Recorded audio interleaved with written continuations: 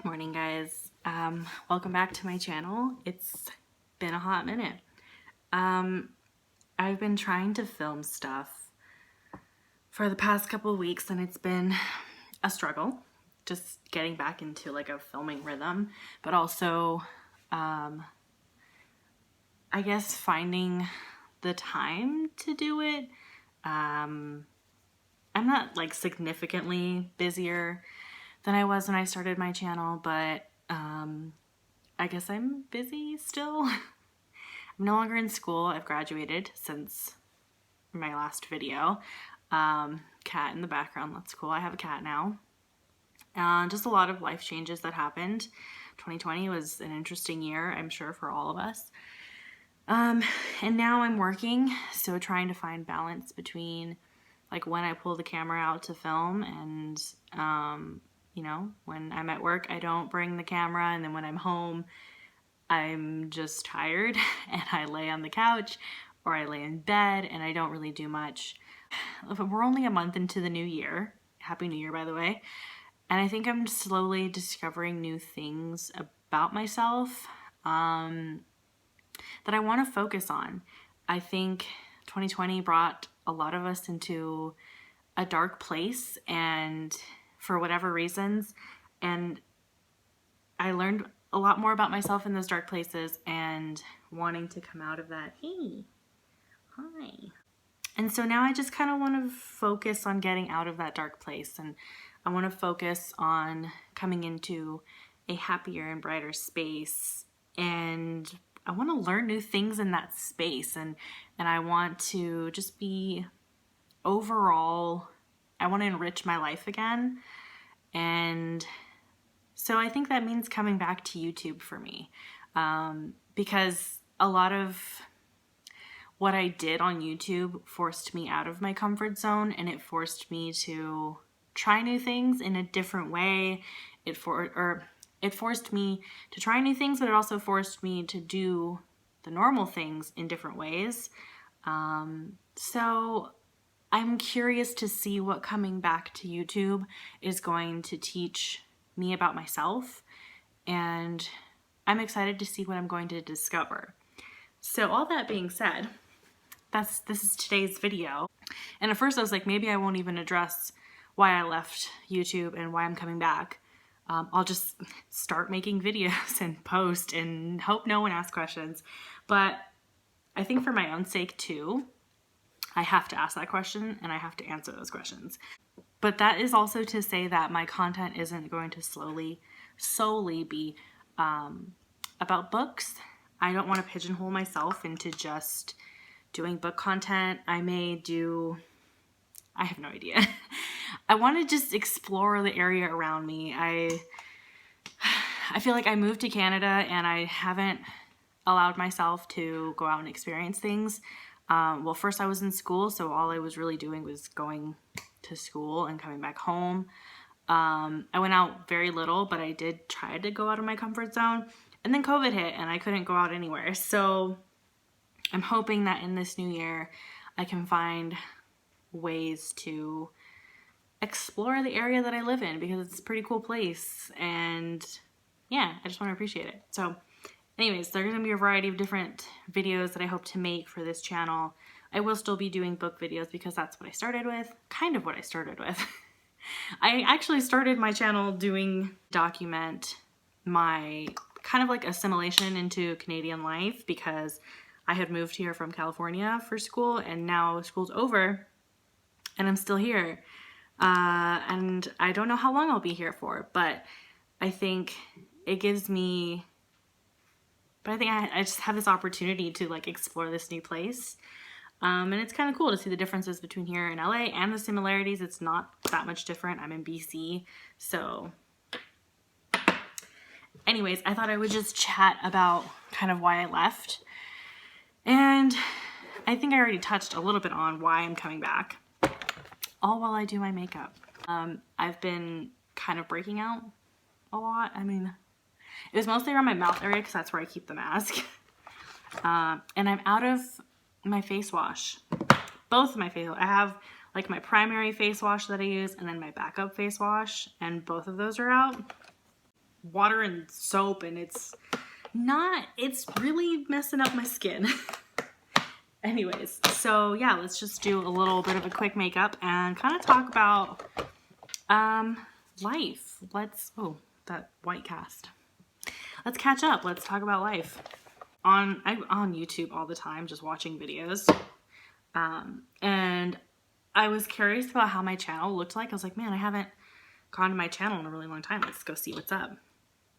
And one of my vlogs from like 11 months ago, because that's like when I posted last, has like over 200 views. It's like my college week in my life vlog from a grad student perspective.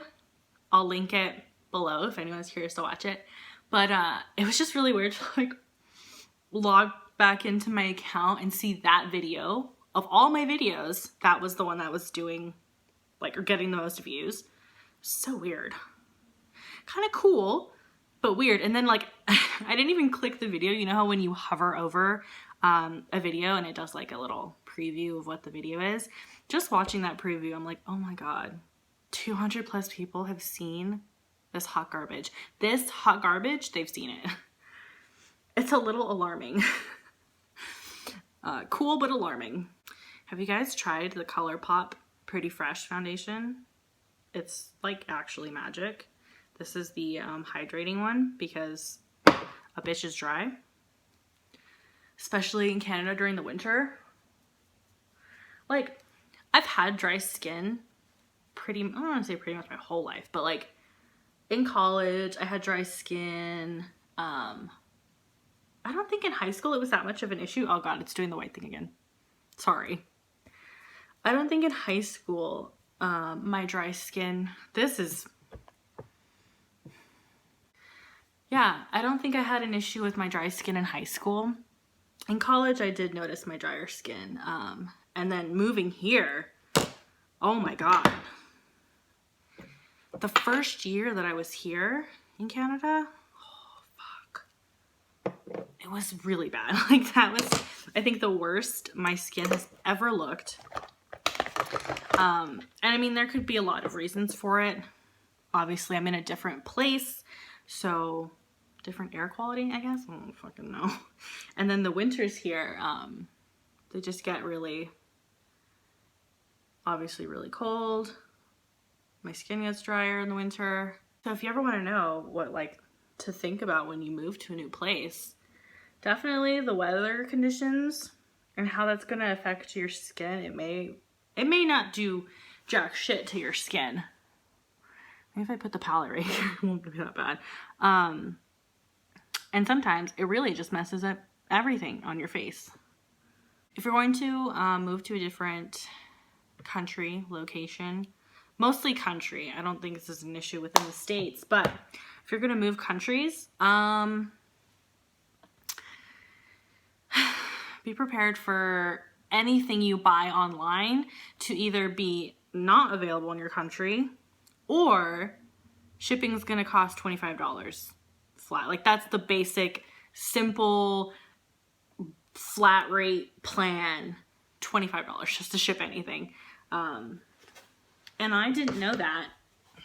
I didn't know that coming here, and I wish someone had told me because I had to like cancel my Amazon Prime from Amazon.com and repurchase Amazon Prime from Amazon.ca because that's the Canadian / like international version. My face is very particular and likes what it likes and doesn't like change. My face is like me. It doesn't like change. So I was worried that I wouldn't be able to find my face cleanser in Canada. Thankfully, Glossier, because that's where I get my face cleanser, Glossier ships internationally, or I don't know if they ship internationally, if they're based I don't think they're based internationally. Pretty sure they're actually based in California. I feel like I should have looked this up. So how is everybody? What have you guys learned about yourselves in 2020? I feel like that was a huge year of everyone just kind of learning learning more about themselves, learning your limits, learning about your boundaries. I guess I can turn this video into like a wrap up as well, because I don't think I'm gonna finish another book in January, if I'm being completely fucking honest with you. I'm gonna use an old bronzer. Old in both senses of the word. Old in the fact that it smells powdery. Old in the sense that I haven't used this in a long time, but also old in the sense that I've had it for a very long time. This is the Pure Bronzer, Mineral Glow Bronzer. Listen, it's fine. Everything's fine. But yeah, my Physicians Formula cracked. It almost looks like that, but this one is still like attached to the pan. My Physicians Formula, if I so much as like do this with the brush, like chunks of it are coming off. So I think that's a sign. A sign to retire it. Look, the camera doesn't even know what to do with my face anymore. It's like, well, are you brown? Are you white? Are you cool toned? Bitch, I don't fucking know. I feel a little better, but I'm gonna go a step further and use this. Dude, this is the cutest packaging of your life. And I'm almost hitting pan. I've also had that for a long time. I feel like that's the only downside to collecting. Like, I don't have a huge collection of makeup, but I feel like one of the bigger downsides of collecting a lot of makeup, you end up just having things for a really long time. It's just how it goes. Okay, so while I'm doing this, we can talk about some books now, because I think we've reached that portion of the video. So like I said, either I'm going to attach a vlog to this video or I'll post it separately, but I was reading a couple books in December and January, and I actually finished them, so I think, you know, that deserves its own round of applause. But, so yeah, I think this is in no order because I don't fucking remember anything. I read, what the fuck did I read? So I'm reading the Cruel Prince series, and if you don't know what the Cruel Prince series is, basically about fairies, fairy world and stuff. So it's about this main character. Her name's Jude. She's immortal, but she was taken from a big important fairy dude. Big important fairy dude. That's a long story, but basically, this fairy dude used to be with Jude's mom, and Jude's mom left, like she fled the fairy world into the human world, but she had one of his kids, so it was a fairy kid, and he wanted the fairy kid back in the fairy world. So, but at that point, she had already had, like, she remarried and had 2 other kids with this other guy, human guy. So anyways, and Jude was one of those 2 kids, obviously. So he killed mom and the new dad and took the kids, all of them. So anyways, so now she lives in the fairy world. That's why she's in the fairy world. And so it's about Jude and how she's kind of like, how do you navigate such a fantasy world, fairy world, when you're mortal? And she's just kind of trying to survive, right? They think lesser of mortals, so it's just her kind of, she really wants to carve her own space in this fairy world, and, you know, all the struggles that comes with. And so, yeah, that's kind of basically a lot of shit happens. That's obviously not the whole premise, but there's the prince, who is like a dick, and she like gets information over him, forces him to, listen, it's a lot of like espionage, spy, secrets and betrayals, and Jude trying to like stay on top of everything, because all of her motives so far are for her family. Like, she's doing these things for her family, but along the way she gets corrupted. Like, she's, you know, once she has power, she's like, oh shit, power is really enticing, and so we follow her through all that, and it's actually really interesting. Last year in February, I think it was February, I read the first book and I gave it 3 stars, so like, it wasn't fantastic, stellar, But I did read it. And ever since then, I haven't been able to stop thinking about that book and that series and wondering what happens next. So it took me a year, but I finally got around to reading it, the second book. So I finished the second book this morning, and oh my gosh. The second book is very it's more political heavy. So if you don't like, trying to figure out political moves, but kind of war tactics, then you might not like this one. Or at least you won't like the first half of the book. Because it focuses a lot on that in the first half. And I'll admit, it's a little slower in the first half. I was worried if it kept going at that rate, I wouldn't enjoy the book. But the last 10 chapters, 11, maybe the last 12 chapters actually, were just so good. Things picked up, and when they picked up, they fucking took off.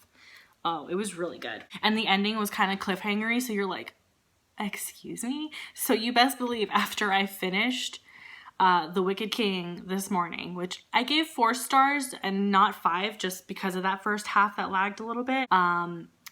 Yeah, I just downloaded the final book and I said, maybe my morning is just going to be reading, which is fine. Because I have been in such a slump and I haven't really read anything in 2020. I'm kind of learning to ride the wave. Whatever entices me, that's what I want to read.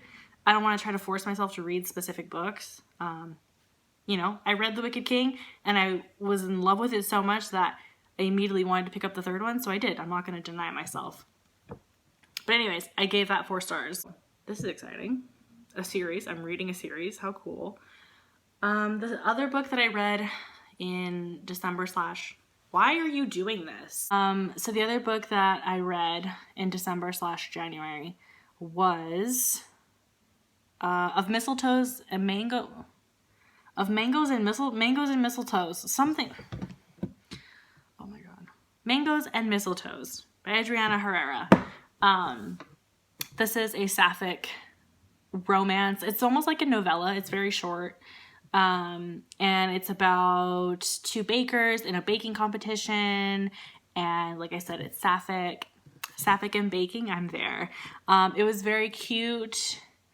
I loved the talk of culture and how much of culture you put into your passion.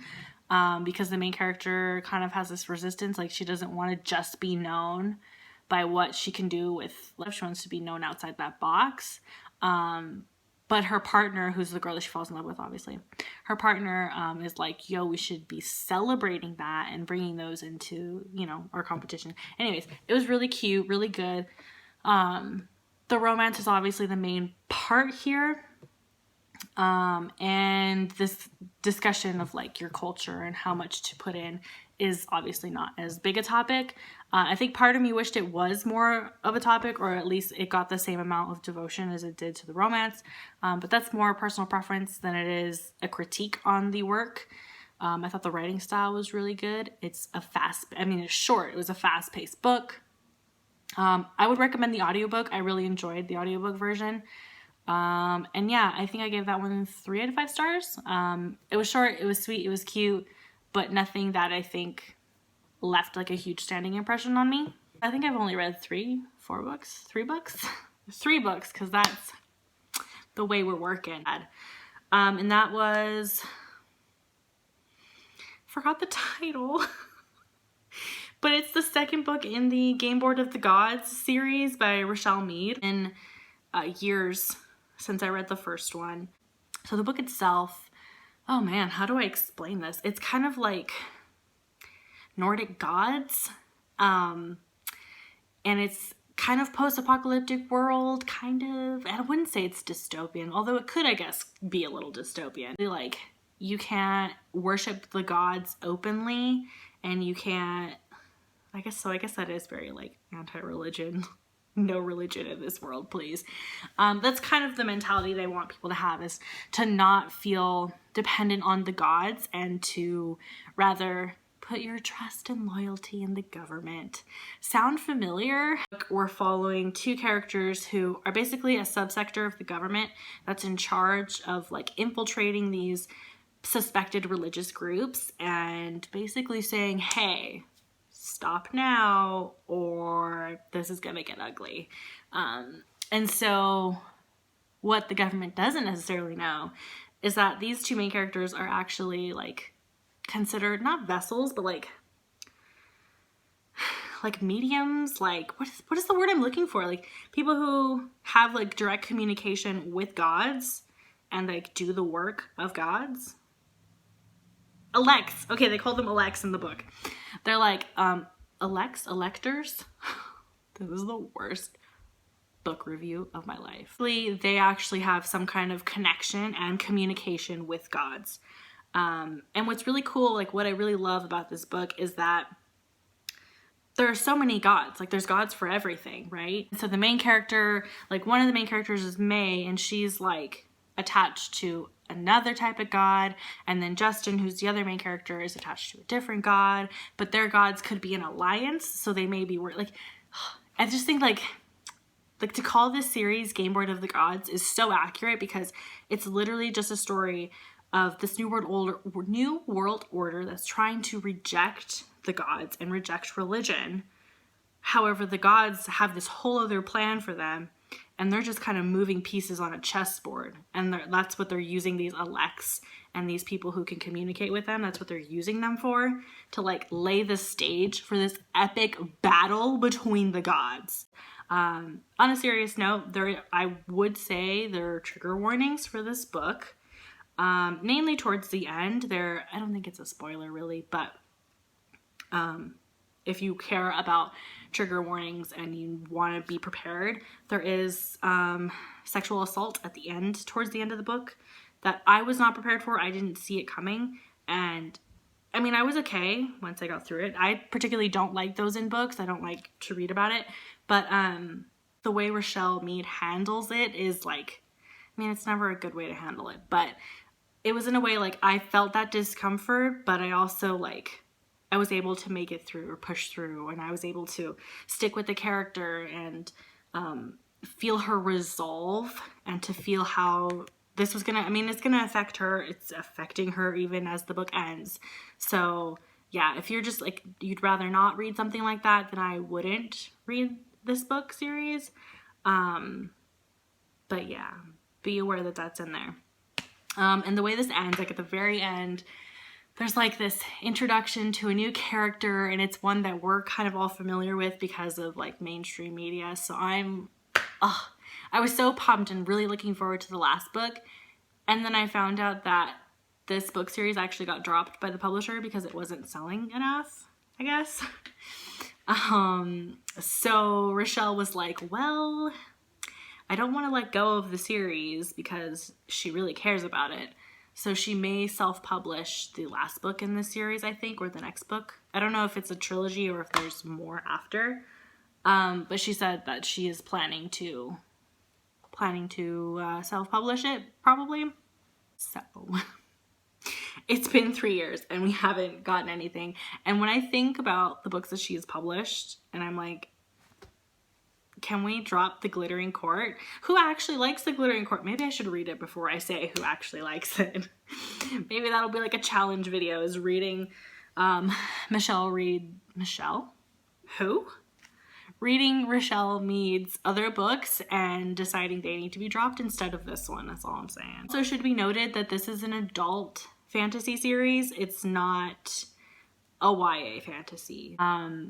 There's like a lot more violence, a lot more like graphic violence.